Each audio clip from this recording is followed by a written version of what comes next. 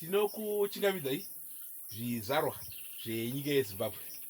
Tiri kuno kumaruwa enyika yeZimbabwe. Tiri kumadokero kunonzi iko kuHwange Rural District. Tiri kuwaka pachingezi awanotiwo the next generation of African villages. Tiri kuita showcase what we can do using our natural environment, our natural resources. So what you can see here is a jacuzzi and made from the stones that we find here, and everything is just natural. So we want to move, toda kufamba kusumudzira maruva edu nekuti vanhu vedu vachinge vachisumuka kumaruva, tisangomirire kungopema. Toda kuti tizvigadzirirewo zvatinoshuvira nguva nenguva. Hurumende yakataura iyo kuti hapana achasara kumashure segotsi. Zvakatotaurwa izvozvo yatoo inonzi pachingezi government policy kuti no one should be left behind, zvichireva kuti munhu wese akutarisirwa kunge achisumudza nyika.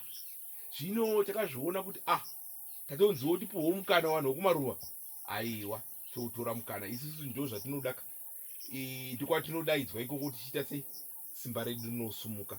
Saka tiri kuvaka nyika yeZimbabwe zvisinganga zvisingatarisirwe kare kuti vanhu vekumaruva ndo vanonzi vanoenda pamberi pakuvaka nyika yeZimbabwe. Zvino toda kuti aiwa isi toda kuenda pamberi pakutungamirira nekuvaka nyika yeZimbabwe.